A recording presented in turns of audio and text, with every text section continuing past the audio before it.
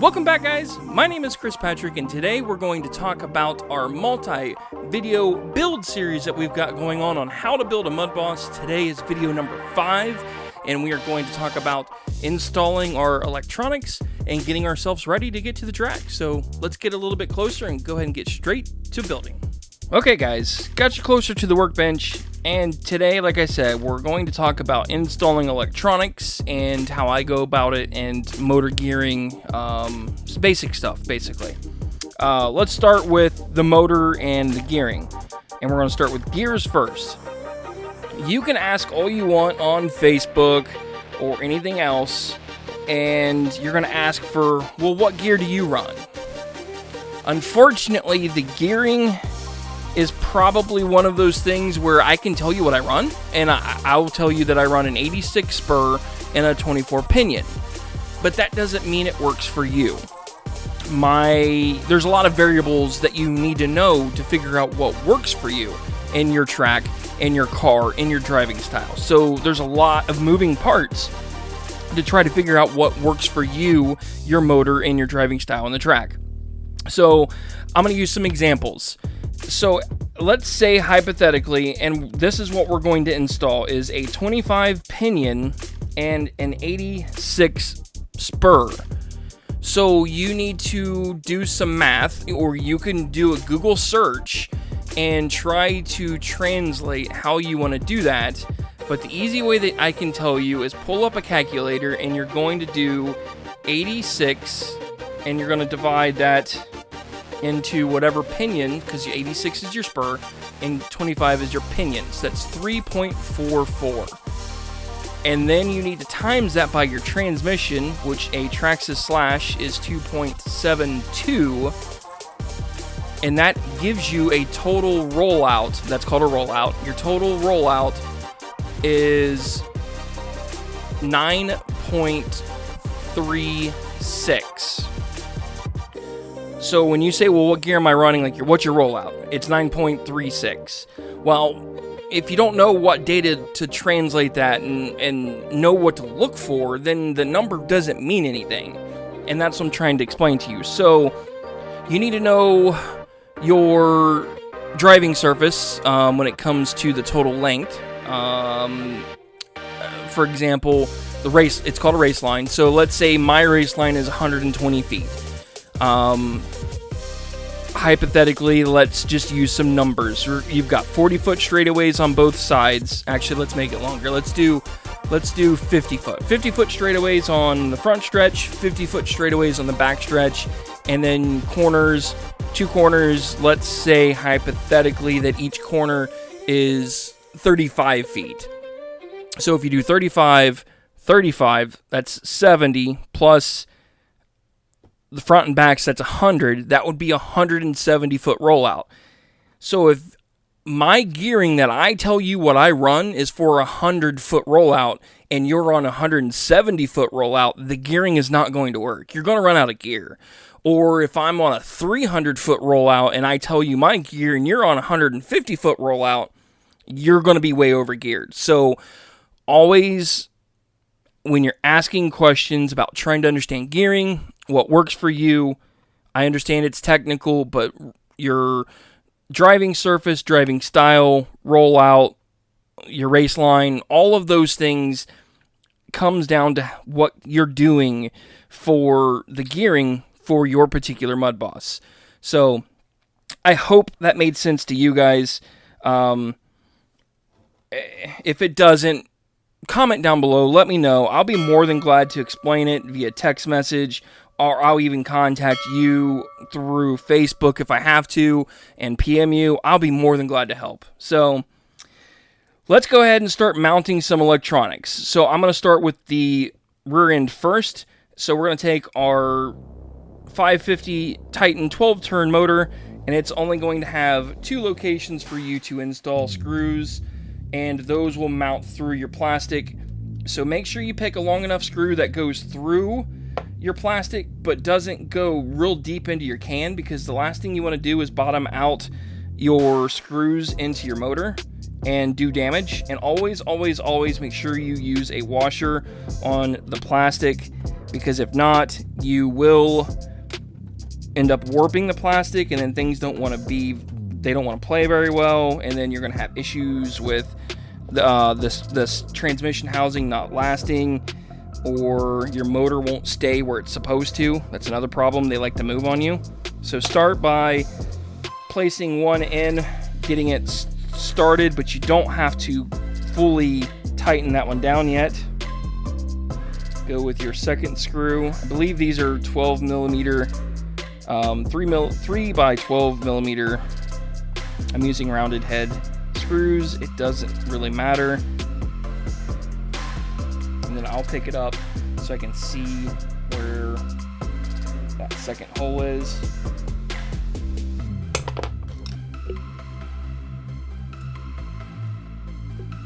And you notice I'm not using electronics. There's a reason, like electric screwdriver, because this is one of the few things that I will do by hand. I don't trust the electric drills and stuff completely. Make sure that it's loose and it's free, that you can still move it. And then go ahead, install your pinion of choice.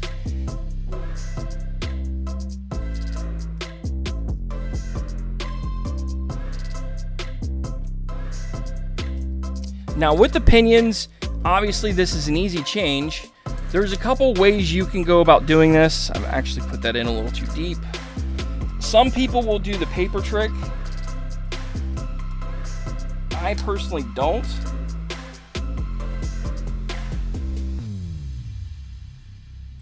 Come on.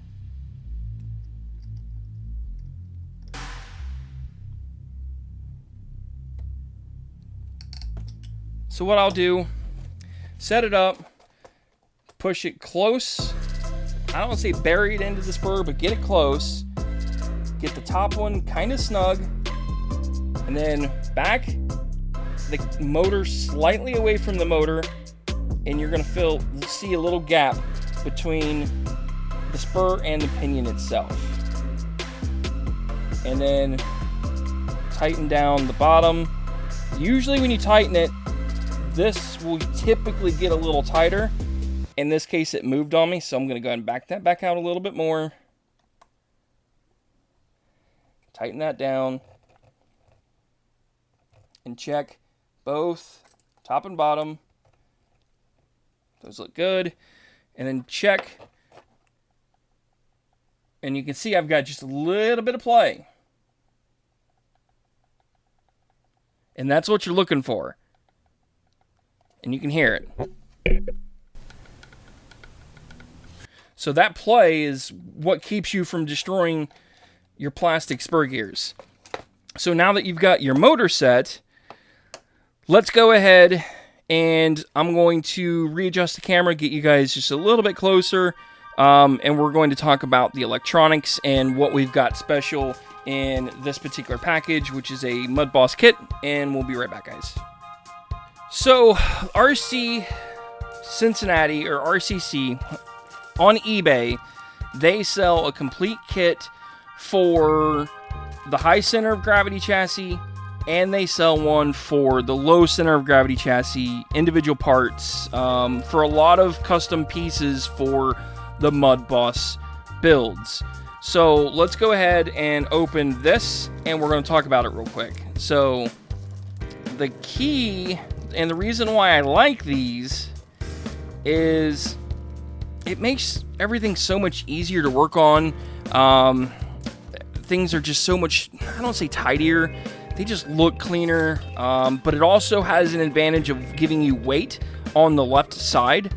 So with these chassis being rear engine, you're usually typically rear weight heavy, and you typically lack weight on the left side, because if everything is in the center or towards the back end of this chassis, it also translates to how your car handles on the track. So typically, anything, if you can put them on scales and get an idea of weight transfer, you're typically looking for anything above a 60% weight on the rear, 40% weight on the front. And if you can get a little bit weight on the left-hand side compared to the right, let's just say 53 and 47, then you're doing good. Getting weight off of the back and moving it towards the center of the chassis is what you're really looking for, and that's what this kit allows you to do. So let's go ahead and open this up real quick, and we're going to talk about it. So this is a complete kit for the stock Mudboss build series, and what you get inside of this is an electronics tray designed to hold the stock receiver, the stock speed controller, and a MyLapse transponder all in one, and this mounts to the chassis right here. And then this is a motor or a battery spacer that you can put on the rear, and you can move the battery to the front, which will get rid of some weight off of the back. Or if you need some weight on the rear, then you can move it to the front and then put your battery in the back, and it moves the weight to the rear. So this is a tuning feature that allows you to play with some weight. And then this particular mount mounts to the front, and this is a visual IR receiver mount, which is called iLapse, and this will mount towards the front, and this prevents you from having these transponders mounted up on top where they're visible and having to unplug and plug every time you want to take a body off. I hate doing that with mine, so this was a huge benefit to how these particular things work. Like I said, this is a complete kit. This comes with a zip tie for the MyLapse receiver. If you want to run that around, zip tie it on, you can do that. You can also double side sticky that down on there if that's what you want to do. But yeah, so let's go ahead and start with installing some of our electronics and our mount to the chassis. So take the supplied screws.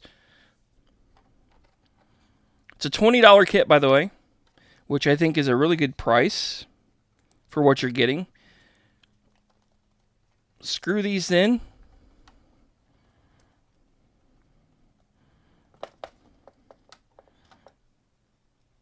I am not a fan of leaving the speed controller towards the rear. I personally think that it leaves too much weight on the back end, and you lose the option to move that weight, which is why I like these. And I know a lot of people will just put them straight to the chassis. You're welcome to do that if that's what you want. I like being able to remove a couple set screws, and then that allows you to do cleaning or any kind of maintenance. Everything's all basically there right next to each other. So let's go ahead.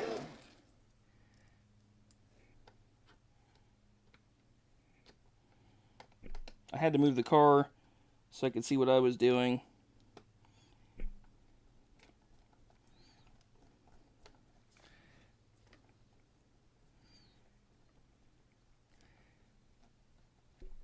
I know the hand's blocking it. I'm sorry.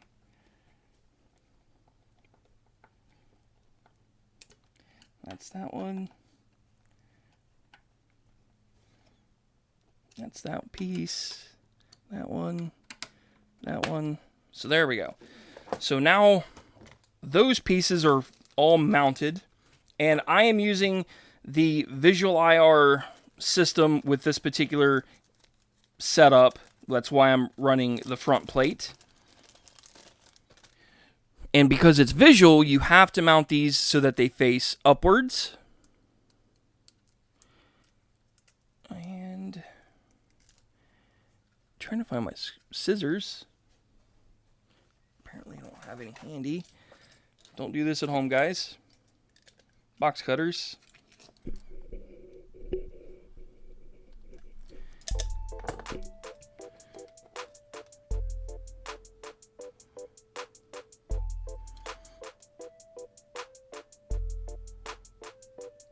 And this is Gorilla brand. Not a fan of it. It's just what I have handy.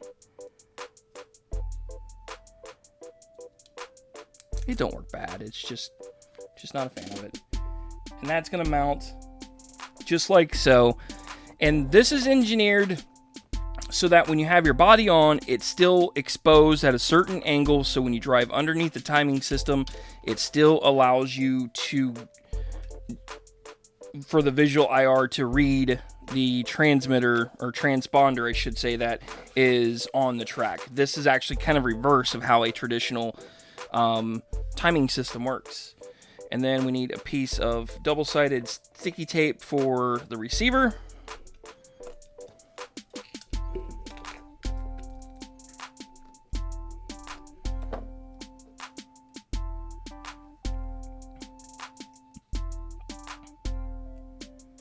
And with this, I typically will tuck the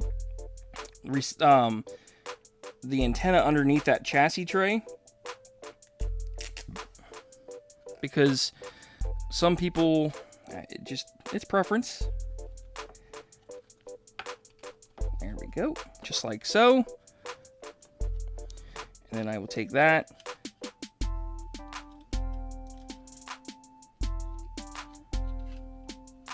and I will run that underneath.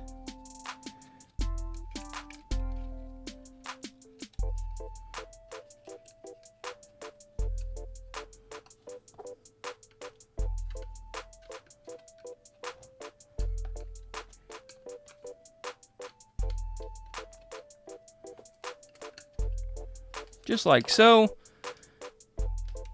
So now you are ready to go ahead and mount your electronic speed controller. This one's going to be a couple pieces.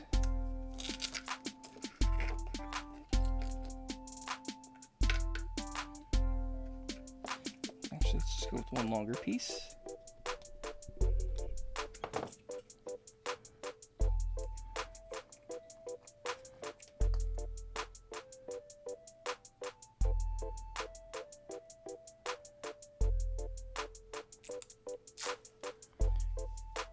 And this guy is going to mount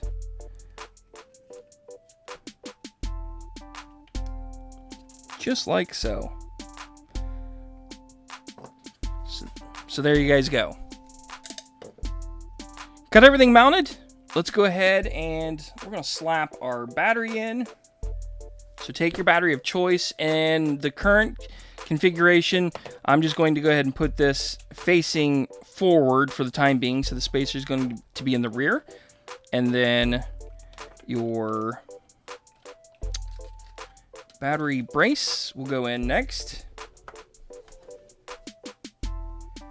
Body clip. So there you go. So the last step is going to be hooking up your electronics. So always I typically go in order from channel 1 and work my way upwards. So typically your steering servo is going to go on channel 1, which in this case is the bottom 2. It does not matter which one that you pick. Just remember that the bottom 2 are channel 1 on this particular receiver.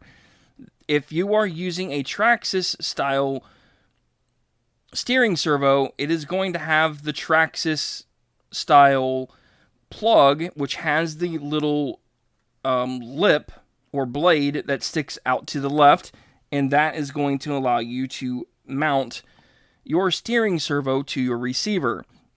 Keep that in mind, because if you have something else that is not a Traxxas product, it is not going to have that little sleeve sticking out on one side, so you have to pay attention to the orientation of the colors when you plug them in, because if you plug them in backwards, so for example, the black is always on the right, the white is always on the left, but if I plug this in backwards, it's not going to work, and you could risk shorting out a component. I'm not saying that it will, I'm not saying that it won't, but I have seen it in the past where a steering servo will not work if it is not plugged in correctly. And I've seen them die, like cheap ones, short out if you plug them in backwards. So the next one up is channel number 2, and that should be your electronic speed controller. And then thirdly is going to be your receiver of choice, and I'm going to put that one all the way up top, and that's actually on channel 5. So that should be everything besides plugging in your motor, I'm going up and over the shock tower. Some people will go under. There's a lip right here that you could run it next to and zip tie them. You can run them through the center if you want and plug them in that way. It's all preference. There's no right or wrong way of doing this. You know what? Let's just go through the center. Some people will cut these plugs off and replace them and solder the motors directly on. I'm not going to, because that's the nice thing about running this style plug is it's modular. If you need to swap a motor out, you don't have to bust out a soldering iron. And then the last thing is plugging in your battery, and let's do a functionality test and make sure everything physically functions. So plug in your battery. Obviously, I'm going to take some time and zip tie some of these together. I'm also going to tuck some of this wire down underneath that plate as well and get this tidied up a little bit. But it'll look something like so once I get it all tidied up. But like I said, let's do a functionality test. So turn your radio on, and it is on. And turn on your speed controller. I heard it kick on. Nope. We've got steering is working, and throttle's working. So reverse.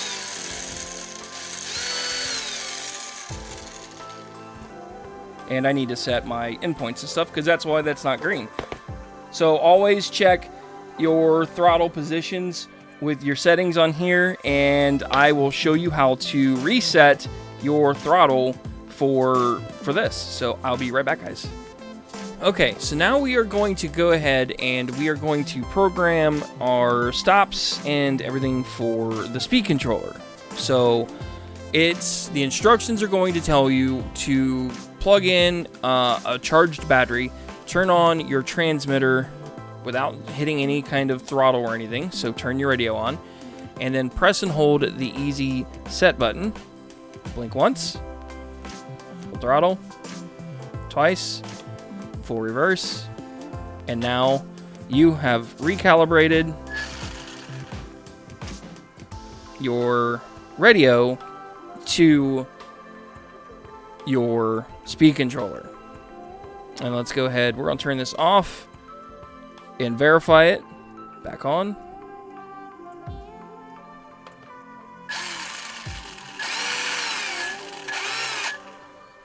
You can set it in race mode if you want. You can set it on the other mode, which is the sport mode. I am going to take it out of sport mode and we're going to put it into race mode. Sport mode gives you the option for reverse, and race mode removes reverse. And then we also want to verify that the low voltage detection is still on, because if you're running it in for a LiPo battery, you do not want to take it below a certain percentage.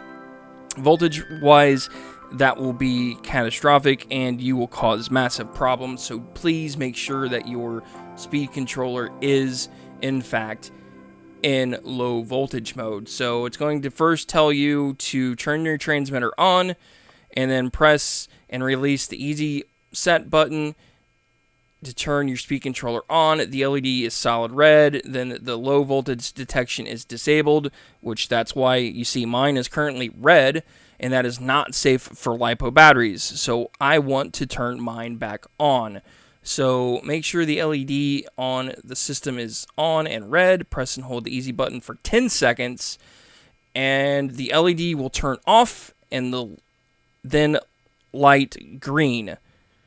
Also, a rising musical tone will emit from the motor on the brushless equipped models. Brushed motors will beep twice. So hit and hold for 10 seconds. 1, 2, 3, 4, 5, 6, 7, 8, 9. There we go. Now I have a solid green light. So green means good, that it is turned on, and red means that it's off. So always double check that particular setting to make sure that it is also on. And then the last thing we want to do is change, like I said, our mode to race mode. So that is going to be, while the ESC is off, press and hold the easy set button until the LED turns solid green, then a solid red, then begins blinking red, indicates the profile numbers. So in this case, we want to turn this back off and press and hold the easy set button until the LED turns solid green and then solid red, and then begins blinking red, indicating the profile numbers. When the LED blinks red twice, you're going to release the easy button setting. So hit and hold it. 1, 2. And 2 is the mode for race mode. So like I said, mode 1 is sport mode, mode 2 or profile 2 is race mode, and profile 3 is training mode. So now I should have no reverse, which I don't, but I have forward. So no reverse, and I have forward only. So that is what you are looking for when it comes to race mode, and this is to prevent you from accidentally using reverse while you're racing and causing more wrecks, but that's something that I highly suggest you guys get used to. Other than that, I believe that's really the only settings inside of here that you're really going to need to worry about, is just making sure that your ESC is set to LiPo, so it's got the voltage safety cut-on switch is turned on. That's probably the biggest one, and then I personally set it in race mode and then set your endpoints. I do that anytime you put this into any other vehicle because you just don't know. It may get changed, it may get reset, and the last thing you want to do is not have full throttle on here when you're racing. So, and there's another way you can also test it. I'm going to turn this off. You might be able to see it a little bit better. That green light will go off whenever I'm running it, like quarter throttle, but if I give it full throttle, it should turn solid green. And that's another indicator that you have full throttle. So always, always, always check to make sure you're getting full throttle. And with that, the last step is check your receiver, or your transponder. Make sure that you've got if it's a visual system, it's going to flash or orb. That tells me it's got power and it is also working and ready to go. So with that, that is how you guys will set up your electronics. And you notice it looks nice and tidied. Everything is set nice and clean, and this thing is almost ready to go. The next video, we're going to put on some tires and do the final suspension setup when it comes to cambers and toes and all that fun stuff. So with that, we're going to wrap this video up. Thank you guys for watching, and I hope you have a wonderful and fantastic day. And this one will be kind of a short one, so I appreciate you all, and you all have a wonderful day. Thanks, guys.